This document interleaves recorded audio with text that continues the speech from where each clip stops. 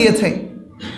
এই বিজয় যা আমাদের শক্তির বাহুবলে আসেনি, ই সাআদত বজুরে বাজুনি তানা বখশত খুদায়ে বখশিন্দা, যে এটা আমার বাহুবলে আসেনি, আল্লাহ তাআলা দিয়েছে।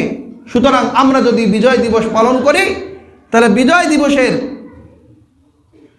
পালনের যে নীতিমালা ইসলামে আছে, আল্লাহ তাআলা বলে দিয়েছেন, ইজা জাআ নাসরুল্লাহ ওয়াল ফাতহ, যখন তোমাদের কাছে আল্লাহর মদদ এবং সাহায্য, এটা অবশ্যই আল্লাহর মদদ সাহায্য আসবে আর লোকদেরকে ইসলামের মধ্যে প্রবেশ করতে দেখবে, তো ফাসাব্বিহ বিহামদি রাব্বিক, যে তোমার রবের গুণ কীর্তনের সাথে প্রশংসার সাথে তাসবিহ পাঠ করবে, মহিমা ঘোষণা করবে। ওয়াস্তাগফির, এখানে কিছু কম বেশি হয়ে যেতে পারে, নিজের অজান্তে কিছু জুলুম হয়ে যেতে পারে, এজন্য বেশি বেশি ইস্তিগফার করবে। ইন্নাহু কানা তাওয়াবা, আল্লাহ তাআলা তওবা কবুলকারী। আর মক্কা বিজয়ের পরে নবীজি সাল্লাল্লাহু আলাইহি সাল্লাম উম্মে হানি রাদিয়াল্লাহু তাআলা আনহার ঘরে তিনি শুকরিয়া হিসেবে 8 রাকাত নামাজ পড়েছেন, নফল নামাজ।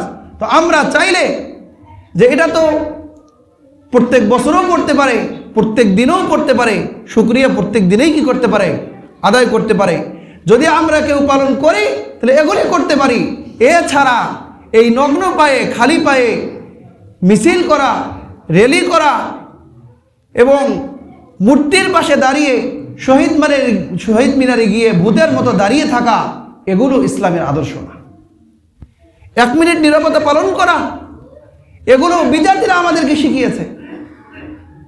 আমাদের পূর্ববর্তী আস্থা, বিশ্বাস, মহব্বত, ঈমান, ইয়াকিন, এগুলোকে বের করে দিয়ে কুফরি, শিরকি আকীদা, বিশ্বাস আমাদের অন্তরে বদ্ধমূল করে দিয়েছে।